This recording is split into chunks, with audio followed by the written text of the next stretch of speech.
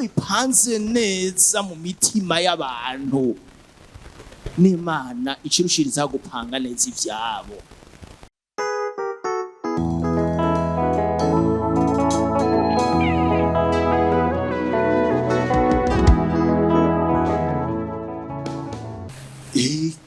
Ikiwa vema ukujini kutegemea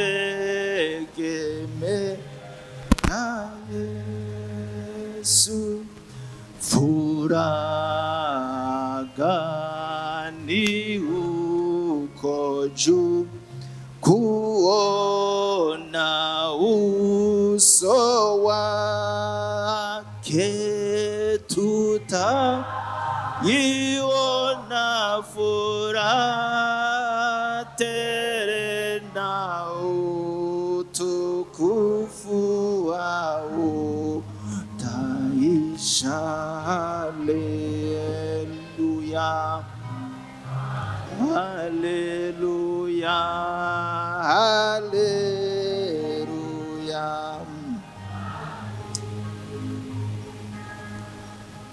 Tugorore ibiganza turamukanye. Amahoro ya Kristo Yesu yongera abane natwe twebwe twese.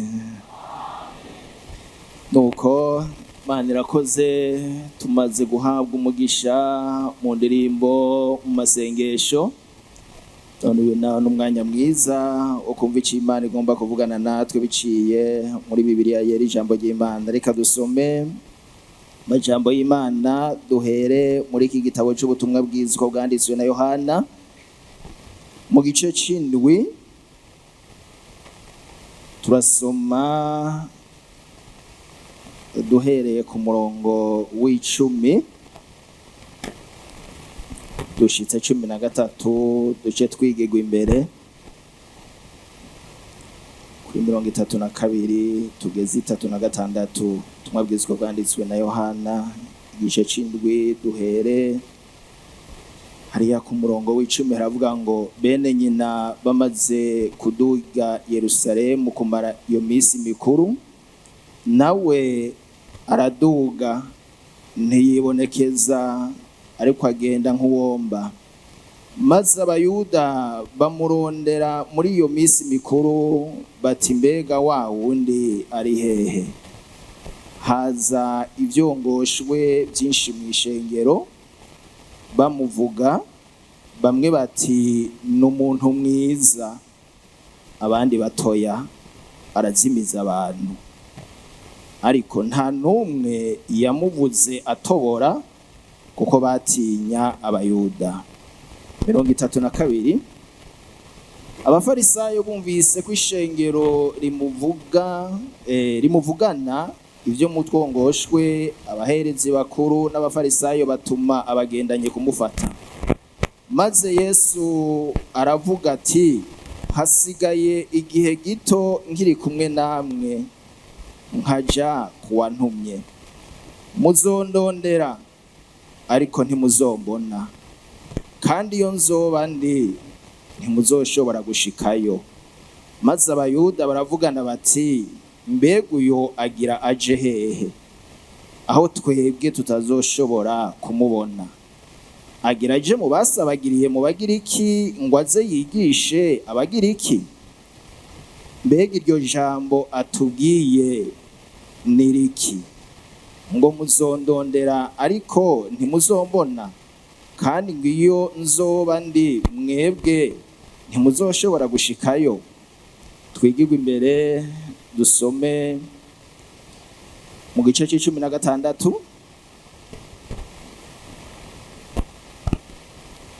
murongo wa mbere. Mu gice c'16 murongo wa mbere haravuga ngo, ico mbabaririye ivyo nukugira ngo ntimuze mutsitazwe. Bazobaca mu masinagogi, kandi igihe kigiye kuza uwuzobica wese azogira ngo agiriye Imana ikimazi. Kandi ivyo bazokora kuko batamenye Data, nanje ntibamenye. Ico mbabaririye ivyo nukugira ngo igihe cavyo nicashika muze muvyibuke ko nanje nayibabwiye. uhereye ubwa mbere na mbere sinari bwabibabwire kuko nari nkiri kumwe namwe, none ngira ngende kuwantumye, kandi nta numwe muri mwebwe arushe ambaza atuja hehe, ariko kuko mbabaye ivyo umubabaro waciye wuzura mu mitima yanyu. Imana idufashe kugira ngo twegeranye amajambo, tugaruke inyuma gatoyi mu butumwa bw'isi bwanditswe na Luka mu gice ca 24.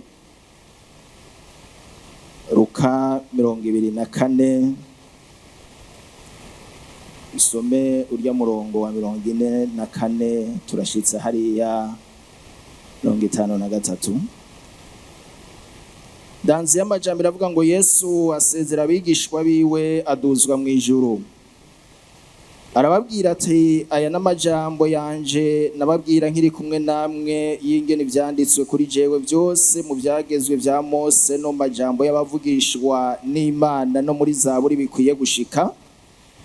Maze abungura ubwenge ngo batahure ivyanditswe, arababwira ati niko vyanditswe yuko Kristo akwiye kubabazwa no kuzuka mu bapfuye ku munsi ugira gatatu, kandi yuko kwihana no guharigwa ibyaha bikwiye kuvugwa mu izina ry'umwami, bikwiye kuvugwa mu izina ryiwe mu mahanga yose uhereye i Yerusalemu.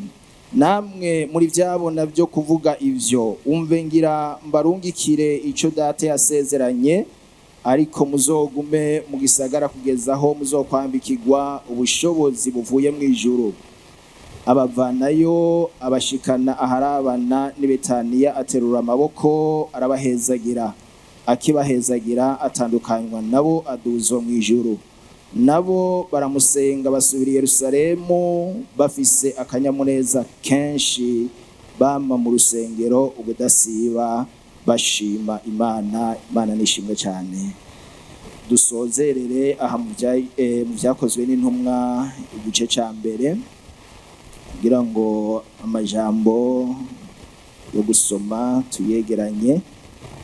Mu gice ca mbere dusome duhereye ku murongo wa 4. Haravuga ngo maze akoranye nabo arabihanikiriza ngo ntibave i Yerusalemu, atariko murorere isezerano rya data iryo mwanyumvanye, kuko Yohana yabatirisha amazi, ariko mwebwe mu minsi itari myinshi muzobatizwa na mpwemu yera. Nuko bakoranye arabaza ati baramubaza bati mwami, iki gihe nico ugira ugarukane ingoma y'Abisirayeli? Arabishura ati si byanyu kumenya iminsi canke ibihe data yashinze n'ububasha bwiwe wenyene, ariko muzohabwa ubushobozi mpwemu yera niyabaza ko muzoba ivyabona byo kunshingira intahe i Yerusalemu n'i Yudaya hose n'i Samariya no gushitsa ku mpera y'isi. Amaze kuvuga atyo aduzwa, babona igico kimukura mu maso yabo, bagihanze amaso mu ijuru akigenda. Abagabo babiri bambaye impuzu zera bahagarara iruhande yabo, barababaza bati yemwe bagabo b'i Galilaya, niki gitumye muhagaze muraba mu ijuru? Uwo Yesu abakuwemwo akaduzwa mu ijuru azoza atyo nk'uko mumubonye aja mu ijuru. Imana nishimwe cyane. Naya majambo y'Imana tumaze gusoma, kandi atari make tugomba kuvugana ko muri aka kanya keza Imana iduhaye. Nk'uko twasomye hariya muri buriya butumwa bwiza bwanditswe na Yohana, twahereye kuri arya majambo. Usomye muri kiriya gice c'indwi ugahera kuri urya murongo wa mbere, urahabona ingene Yesu ico gihe yaza ari mu karere k'i Galilaya hariya mu buraruko, kandi niho hari no muhira. Mugabo cari igihe imisi mikuru y'insago yari yegereje. Naho rero bavukanyi biwe mu kiyago bagiraniye, bamusabye ko bodugana nawe Yerusalemu. Mugabo Yesu arababwira ati oya, jewe sinjana namwe, ariko mwebwe nimugende. Baca baragenda, mugabo nawe yategerezwa kujayo. Ico yanse no kujana nabo mu buryo bugaragara, ariko birivuga ngo nawe acaragenda buke buke. Imana nishimwe cyane. Hajya harabaho igihe cyo kujana n'abandi n'igihe cyo umuntu agenda wenyine akagenda buke buke. Amen. Kandi baravukana nta gwanko gwarimo. Bashitseyo, abayuda rero bari i Yerusalemu muri iyo minsi mikuru,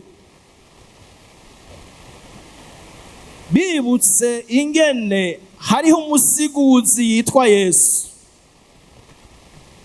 amaze iminsi akora ibitangaza, yigisha abantu amajambo y'ubugingo, imitima igafashwa. Batangura kumurondera muri ico gikorane. Mwe wese avugana na mugenzi we ati mbega Yesu yoba yaje? Amen. Nagomba ndakwishure yaje no musari hano. Barabazanye. Kandi inkuru yuko yaje abo bivukana ntayo bari bazi. Yababwiye ati mwebwe nimugende, ariko yaraho mugango ntiyibonekeze. Ayo majambo rero bashishikaye kuvuganira mu vyongoshwe. Arateba ngo aragenda ashikira abayuda, ashikira abafarisayo. Bobo bari biteguye bati ni twebwe tugire dutangure kuduza amaboko duhezagire mu gikorane. Mugabo abantu nabati oya, hari umusiguzi tutabona hano, Yesu nawe tubona. Ivyo rero bica bituma rero ngo abaherezi n'abafarisayo ngo baca bakorana, baravugana bati rero uyu muntu akwiye kuronderwa, yoba araha. Hanyuma rero nitwamubona duce tumufata. Kandi Yesu yaza araho. Erega hi Yerusalemu Yesu yari yarigeze kubagomba no kuhicigwa akiri uruyoya. Mana idufashe. Erega aho ubona urinze ugezaho niko bw'ubuntu bw'Imana. Igihe n'isaha by'Imana bitaragera umuntu ntava ku isi. Ico gihe mbere wewe yarakiri uruyoya, ntiyarashoboye no kwigwanira canke no gukora ibishobora gutuma adashobora kwicwa. Ariko kubera igihe kitari bwagere, naho Imana yaciye irungika umumarayika avugana na Yosefu, aramubwira ati hungisha umwana na nyina kuko Herode ariko aramurondera kugira ngo amwice. Yesu acarahungisha. Maze imyaka 12 yongera kugaruka aho hantu nyene Yerusalemu, aho yagombye kwicigwa mu minsi ya mbere y'ivuka ryiwe. Baza bamubona nguyo mu rusengero. Naho mbere yaciye asigara mu rusengero, abavyeyi biwe baraduga hari i Galilaya, mugabo mu nyuma bongera baragaruka kumurondera, barateba baratorana. Ikindi gihe naho nyene yongera kugaruka aho nyene i Yerusalemu, yirukana abantu bariko baradandariza mu rusengero, naho nyene bagomba kumugirira nabi. Mugabo Imana iravuga ati umvirize, uyu nyene akoze ibi niwe mwana wanje nkunda kandi arampimbara. Imana imushingira intahe. Naha rero muri iyi minsi yiwe ya nyuma aragarutse rero i Yerusalemu, kandi ntazosubira kuhava ukundi, kuko igihe ciwe cari kigeze. Bariko baramurondera rero, aca rero yegera b'abafarisayo batumwa n'abaherezi, arababwira ati umviriza, naryo amajambo rero twasomye. Arababwira ati mwebwe hasigaye igihe gito, ntimusubire kumbona, reka kwigora, igihe gisigaye ni gito, ntimuzosubira kumbona. Naho rero twabonye ajya amajambo ingene baciye batangura kubazanya bati mbega none ivyo atubwiye nibiki? Agira agende hariya mu Bagiriki kwigishirizayo abasabagiriyeyo, mugabo ntibamenya yuko ababwiye yuko iminsi yiwe yo kuba aha kw'isi yariko iregereza. Ivyo rero yabibwiye abafarisayo. Ariya majambo y'Imana yandi rero twasomye muri kiriya gice c'16 n'amajambo Yesu yabwiye intumwa ziwe 12. Yarahejeje kuvugana nabo amajambo yo kubasezera, amaze kubona ko bahagaritse imitima yabo, nabo nyine arababwira ati ngomba ngende kwa data. Yesu nashimwe cyane.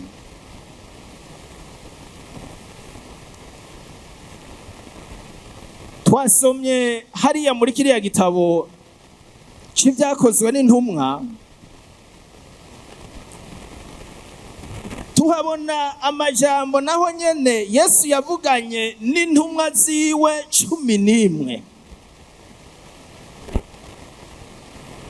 Muri ico gihe yari mu kindi kibanza, Bibiliya yatubwiye ngo ku musozi wa Elayono,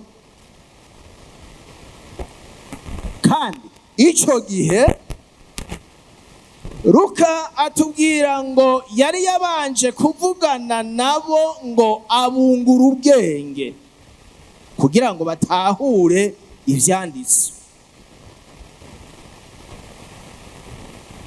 Aho nyene kuri uyo musozi Bibiliya yatubwiye ngo haciye haza abagabo bangahe? Babiri.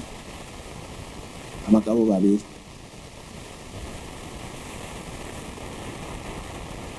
Aba bagabo babiri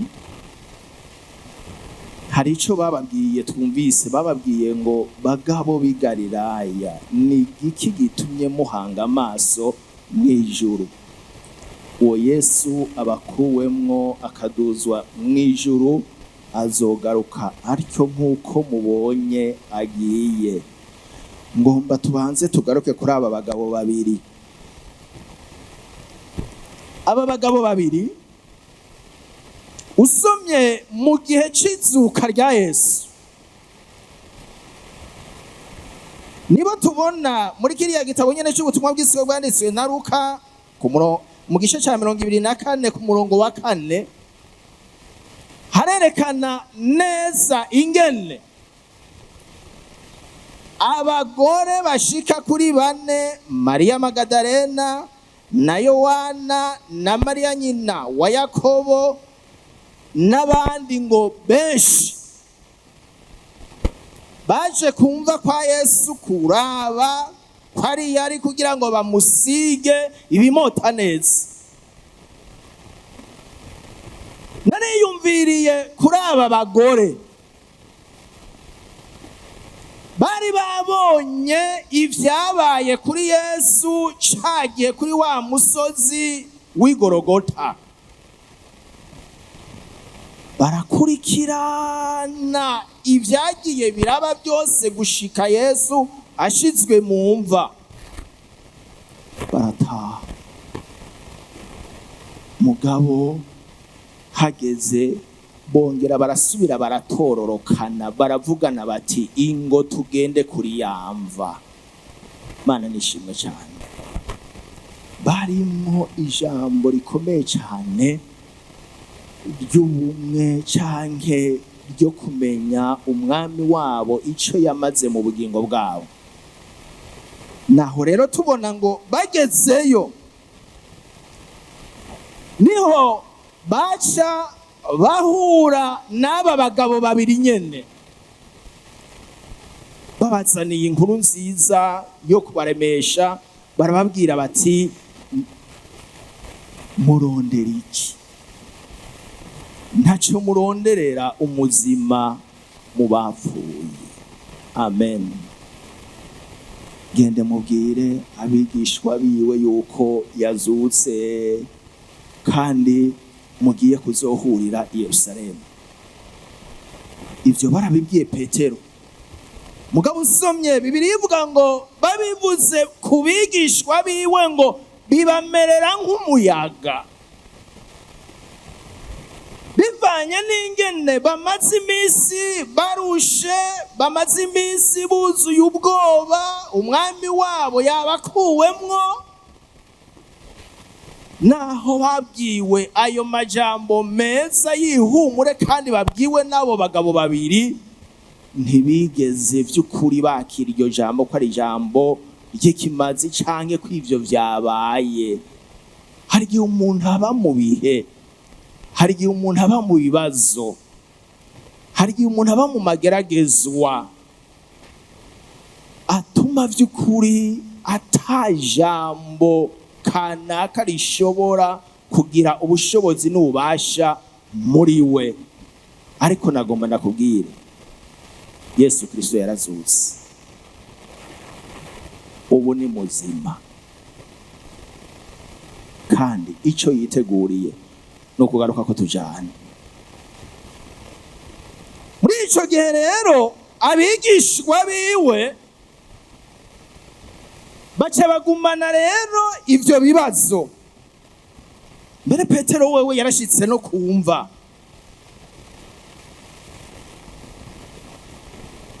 Tunyarukije misi rero iragera, Yesu araza arabiyereka, baranezerwa. Mu nyuma rero niho rero yaca badugana kuri uyu musozi wa Herayoni. Naha rero tubona aba bagabo babiri bongera gusubira kugaruka, kandi baza mu gihe Yesu yagiye. N'igihe baza kuri abo bagore Yesu siho yarari. Umviritse, hari ijambo Yesu yabwiye abigishwa biwe ngo sinzobasiga nk'imfuvyi, ariko nzobwira Data abarungikire umwitsa. Aba bagabo babiri baserutse kuri aba bagore, aba bagabo babiri baserutse kuri izi ntumwa ziri ku musozi wa Herayoni. Twebwe uyu munsi sibo baseruka, twarahawe mpemu yera. Yesu nashimye. Niho avugana n'umuntu umwe wese ivyo Imana imugombako. Ngomba rero gatoyi tugaruke kuri Yesu Kristo. Yesu Kristo imbere yuko aduzwa mu ijuru arafise amajambo yavuganye n'abigishwa biwe aha ku isi. Ubwa mbere muri cya gice c'14 cyo muri Yohana hari amajambo menshi yahavuganiye n'abigishwa biwe. Hari iryo yababwiye ku murongo wa mbere n'uwa gatatu, yitegereje ingene imitima yabo irushe iremereye, ababwira ngo ntimuhagarike imitima. Ntimuhagarike imitima, mwizere Imana nanje munyizere. Asaba abigishwa biwe ikintu cyo kudahagarika umutima. Ico ni kimwe. Ku murongo wa 18 irindi jambo Yesu yababwiye ati umviriza, nimunezerwe nuko ngiye. Amen. Kuko nintagenda data ntibishoboka yuko abarungikira mpemu yera. Ati rema sinzobasiga nk'imfuvyi. Ishengero ntituri imfuvyi, turafise Imana na Yesu, ubu turi kumwe na mpemu yera. Yesu ashimwe cyane. Sinzobasiga nk'imfuvyi. Ikigira gatatu, ababwira ngo ibi byose ndabibabwiye nkiri kumwe namwe. Nkiri kumwe namwe. Kuko ninamara kuva hagati muri mwebwe hariho abandi bazoza.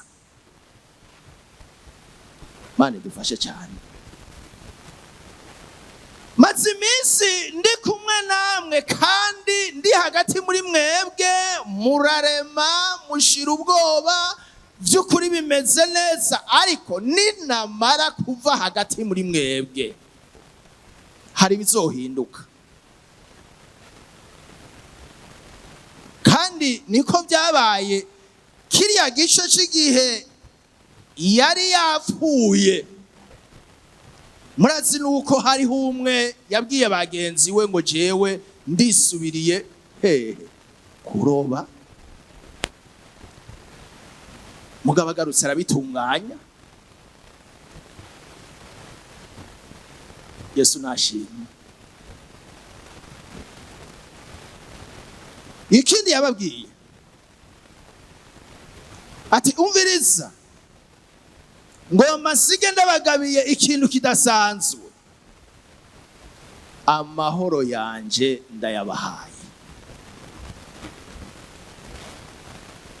Yiwe kandi Yesu yari umunyamahoro. Haleluya. Ati umviriza, amahoro yanje ndayabahaye, ndayabasigaranye, kandi sindayabahaye nk'uko ab'isi bayatanga, ndayabahaye nk'Imana. Nuno musi urashobora kuba uraha ufise ibintu bikubujije amahoro. Yesu yaratanze amahoro. Wongera uyakire, yuzure umutima wawe, wumve by'ukuri yuko yadusigaranye amahoro. Ikindi acarambwira ati umviriza rero, naho ngomba ngende, nimwaguma muri jewe, amajambo yanje akaguma muri mwebwe,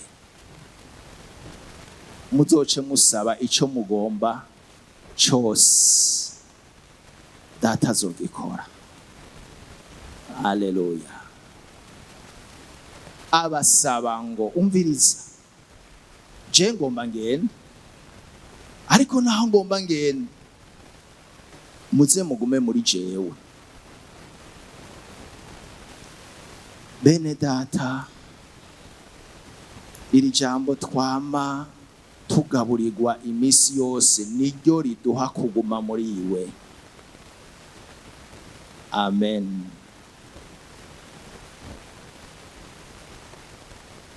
Hanyuma rero yongera aravuga ati umviriza,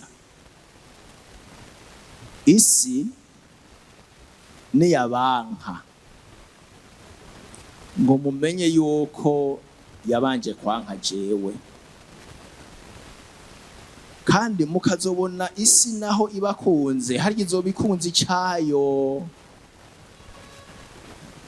None rero twebwe abakijijwe ntiturabisi naho turi mu isi, kandi namwigisha nawe nyene igihe cyose yayibayemo nababwiye ko yatanguye kurondera kwicwa akivuka, abandaniriza muri uyo murongo wo kurondegwa, mugabo akaguma babwira ngo igihe canje ntikiragera. Ntikiragera. Mugabo kimaze kugera yarababwiye ati ni jewe. Yesu adufashe. Niwabona rero uri kuraca mu mageragezwa no mu marushwa no mu ngorane ajanye nuko uri mu gakiza, umenye neza by'ukuri yuko isi ntitegerezwa kugukunda kuko nturu w'isi naho uri mu isi. Twebwe iwacu ni hehe? Mw'ijuru. Hanyuma ikindi nagomba ko turangirizako, turangirize kuri ba bagore babwirwa ya majambo na ba bantu babiri. Barya bagore usomye neza mu gitabo cy'ubutumwa bw'isi bwanditswe na Mariko mu gice c'16, hari ibintu byanezereye barya bagore bahuriye ko byatumye bashobora kuronka rya jambo ry'ihumure rya barya bagabo babiri. Icambere usomye Bibiliya ivuga ngo abo bagore ngo baca baragenda kurondera ibimota neza. Imota neza. Bimota neza.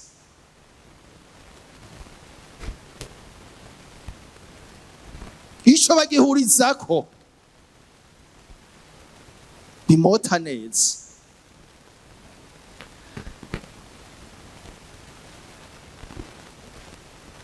Hari ahantu Pawulo yavuze ngo tube ubumote bumeze gute? Bwiza. Yesu nashimwe. Barondera ibimota neza. Icya kabiri, bahuriye ku ijambo canke bahurije ku ijambo rivuga ngo tuzinduke. Barazindutse.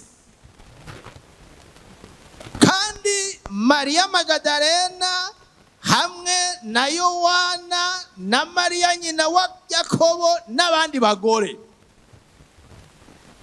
bose bahurira kuri ico kintu cyo kuvuga ngo tuzinduke. Ntibazindukanywe no kuja kurondera uwundi muntu canke kuraba uwundi muntu, bazindukanwa no kuja kumva y'umwami Yesu, bafise ibimota gute? Neza.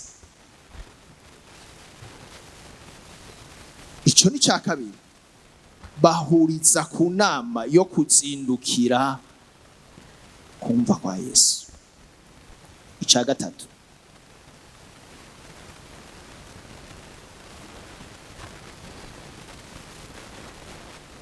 ngo babanza kuvugana. bati mbega none ega ibimota neza twabironse kandi twamaze guhuriza ku kuzinduka, none nitwamara gushika kuri iriya mva ko turaba abagore, ninde aza kudukuriraho ca kibuye? Murumva abantu bahuje umutima n'inama, bahuriye ubwa mbere ku kugura ibimota gute, bahuriza ubwa kabiri ku kuzinduka. None umuntu haba ariko baravugana uza kubakuriraho iki? Igiki?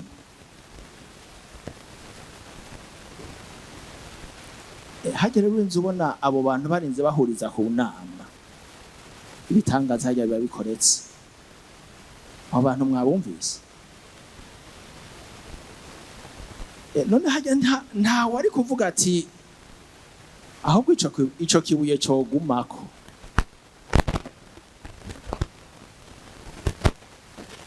Mugabo kuko bose muvyumve neza, bose bahurira kuri Kristo. Amen. Ntibasa na babandi bo mu bikorinto, bamwe baraba Kefa, abandi ba Paulo, abandi ba Kristo. Oya, bagiye bahurira kuri Kristo Yesu. Amen. None ninde aza kudukuriraho ikibuye? Kandi iyo misiyo yabo nta muntu w'umugabo bagomba kwayijamwo. Banamye by'ukuri, umva bahereye ku kugura ibimota neza. Haleluya. Bahuriza no ku masaha yo kuzinduka. Kandi abashobora ico kibuye barahari. Twumvise ngo naho azoba umuntu munini ngo mu gihe cyo kuduga inzamba ivuze azohahuka. Hari abantu rero bari bashoboye gukuraho ico kibuye. Ico cyari kibazo. Mugabo ko bahuje umutima n'inama, ijuru riraza kubikora. Nagomba ndakubwire na vya bindi biguhagaritse umutima ko waje, Uhoraho ariko arakora.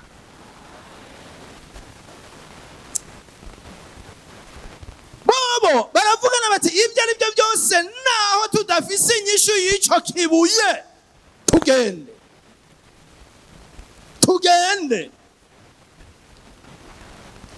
Bagenda atanyishu y'ico kibuye bafise. Mugabo Bibiliya ivuga ngo bageze kumva, haleluya, basanga icari kibazo cabaye inyishu kera. Ndakunda Imana ngo aho babiri canke batatu bazoba bari bahuje umutima n'inama, nzocanza. Haleluya. Ijuru riramenya ko hariho abagore barondeye ibimota neza kandi bahuje inama yuko bagira ico bakoreye Mesiya. Erega ryaciye rirungika. Hari igihe vy'ukuri iyo bipanze neza mu mitima y'abantu, n'Imana ikirushiriza gupanga neza ivyabo. Bagiye basanga kandi uvyumve neza, hariho n'ikindi kintu bo batari bazi cabaye inyuma yuko bari bavuye aho hantu Yesu yahambwe. Kuko ngo abaherezi bari babwiye Pilato bati umviriza, urya muhumvyi yavuze ko mu minsi 3 azoba yazutse, none rero turagusavye uduhe abantu bo kurinda irya mva. Pilato ati ngabo gende muirindishe ko mugomba. Ico ntibari bazi yuko naco gihari. Bobo bahagarika umutima w'ikibuye, ntibigera bamenya yuko atahubwo si kibuye gusa, hariho n'abarinzi bafise n'ivyica, ariko baba abo barinzi yaba n'ico kibuye basanze byose vyishuwe, ngo barambaraye bameze nk'abapfuye. Ikibuye naco umviriza, ukazumva umutima uri kurakubwira ko ico kintu utokibwira naka uzohore. Nabwiye yuko muri rya misiyo yabo nta mugabo bayishizemo, mugabo ijuru riramenya ko hakeneye inkomezi z'umugabo w'abagabo arengeye babandi bapima 120. Ijuru riraheza rirabarungika ati genda mutange inyishu y'ababagore baze gusanga byose byatunganye. Uhoraho abitunganye. Niryo ganuko no munsi hari ibintu bimaze imisi biguhagaritse umutima, ariko muvyumve inyishu iraha ngo bagura ibimota gute. Aha twese twohuriza ku bumote bwiza, n'abari harya kwibarabara ntiborengana. Ahantu uzorabe saa 6 canke saa 6:30 gutyo, hari ahantu urengana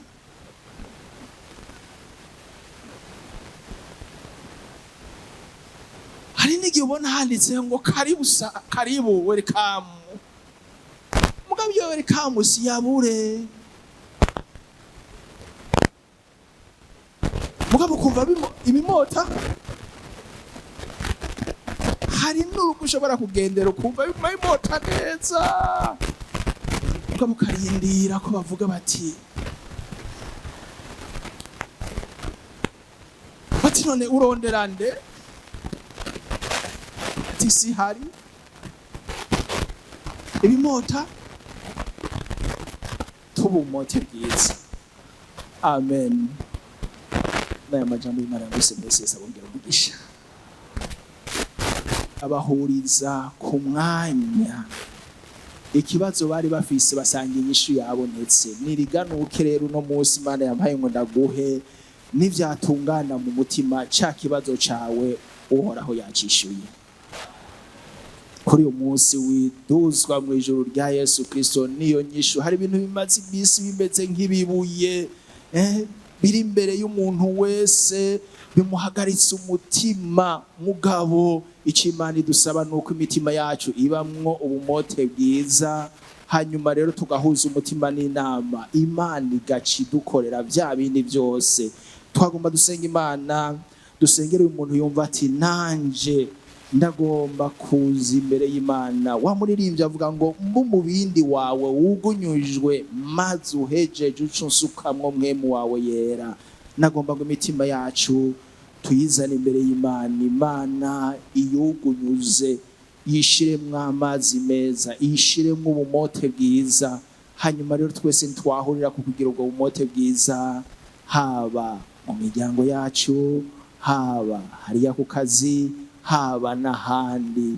Inyishu ibibazo byacu tuzokwama dusanga Uhoraho yayitanze. Hariya mu musiguzi haravuga ngo iyi sazi ipfuye imaze kuja mu mavuta, harukunda ayo mavuta camera. Murazi ko amavuta nayo ari mpemu yera ari muri twebwe. Iyo harakantu katameze neza kabaye mu mitima yacu, ubwo bumote ntibusubira kuboneka, ntibusubira kumvikana, bica bimera ukundi. None rero turagomba ngo umuntu yumva ati vy'ukuri ndagomba kongera gusubira kuba ubumote bwiza, hanyuma rero ntumbere Yesu Kristo mu mutima wanje, ubwo bumote buhari, ashike hano atunganye ubugingo bwiwe. Tugiye gusenga Imana. Kaze cyane. Turagushimiye Mana, turagushimiye Mana,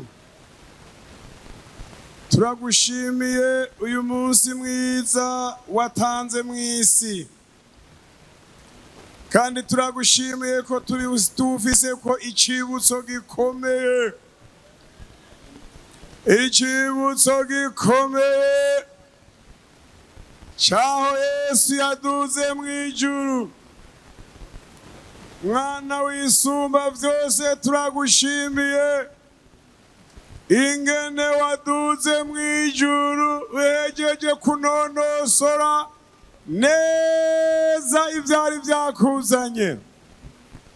Wavuye mw'ijuru ufise imigabo yo gukiza, yo kurondera, yo kurokora icari carapfuye cyangwa cari carazimiye. Ico naco rwari uruvyaro rwa Adamu. Aho abantu bari bagorewe warababona. Bamwe bari bishwe n'urumogi, bandi bari bishwe n'ibiyayuramutwe bitandukanye, bandi bari bishwe n'akaboregwe n'ubusambanyi n'ubupfumu n'ayandi mangetengete. Ubona ko umwana w'umuntu ariko arakumbagara mu magorwa yatejwe na Shetani. Ariko ndagushima, igihe kigeze ko waje ukaza ufise imigabo ikomeye yo guhana no guhasha Shetani n'abadayimoni. Uraheza uramuboha, uraheza uramwaka ububasha, uraheza uramutsinda. Umwana w'umuntu nawe uramuduza ntuhabwe icubahiro. Bano bantu rero baje hano, baje ngo usubire ubaharire, baje ngo usubire ubavure inguma, baje ngo usubire ubuhagire aho Shetani yabagiriye nabi. Nuno munsi araconondera uruvyaro rwa Adamu mu kubajana mu bitagira ikimazi. None turabasabiye imbabazi. Amaraso ya Yesu, turahamagaye amaraso. Iyi saha turahamagaye amaraso. Kino gitondo turahamagaye amaraso. Amaraso ya Yesu. Umuntu wese agufukamye imbere, mwuhagize amaraso. Munyweshe kuri ya mazi. Ivyamutsinze ubimuharire, wongere ubimuhobohore, yoye kwama ari umutsindwa, kuko ni bucugaruka uzusanga abantu bose batunganye. Urakoze n'ivyo dusavye, amaraso ya Yesu abuhagire, bave ngaha bakize, bahariwe. Tubisavye gutyo mw'izina rya Yesu Kristo, umwagazi w'intama w'Imana. Amen. Nuko Yesu abagire neza ko mumaze gutunganya ubugingo mukaba ubumote bwiza. None rero twagomba gusenga Imana, dusengere umuntu yumva ko hari umutwaro yorengukana imbere y'Imana. Ahagarare, uhagarare wizeye. Hari bimeze nk'imisozi n'ibisika, nk'ingorane, indwara n'ibindi. Mugabo Yesu ari hano.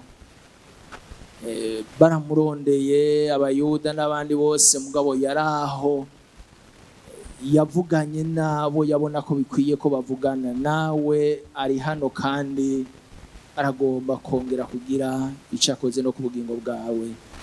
None rero reka dusenga Imana. Rekaze Pasteur Prote hariya ashike hano asengere ababene data kuri iyi mitwaro yose barengukanye imbere y'Imana, kugira ngo Uhoraho ababere umutabazi. Mu izina rya Yesu Kristo, izina rihambaye twahawe gukirizwamwo ibyaha n'ingwara, kandi uhariye ibyaha ntiworeka gukiza ingwara. Mu izina rya Yesu turasengera abantu bagwaye, ubushobozi bwawe mwamenye n'ishengero bumanuke bukize. Umuntu wese afise ububabare, ububasha bwawe bumanuke bumukize mu izina rya Yesu, mu izina rya Yesu, mu izina rya Yesu rihambaye. Ubabare bwose buyonge mu izina rya Yesu. abagwaye ingwara abaganga babwiye ko zidakira, uyu munsi mu izina ryawe ryera Yesu, bakire gukira. Haleluya, bakire, bakirijwe nawe Yesu, kuko nta kikunanira. Kandi Yesu Kristo, umuntu wese Yesu afise iki kibazo, Mwami Yesu agize iminsi yinginga, aburaniwe, aremerewe, abuze inyishu, arangamije yuri Yesu, kumwe babakenyezi bagenda mu kwizera basanga ikibazo cishuwe. Abana bo Mwami Yesu, umuntu wese afise umutwaro, mu izina rya Yesu, mwakirire Yesu Kristo, umuremurure Mana, umubera inyishu muri byose. Yesu Kristo uzobukoze, we biragushobokera Mana nye n'ishengero. Yesu ugaragare muri byose, urakoze kuko wari urejo n'uyu munsi ari kukiri kandi ari kuzokwama ugeze ibihe byose. Ndabisavye mu izina ryawe ryera Yesu Kristo, amen.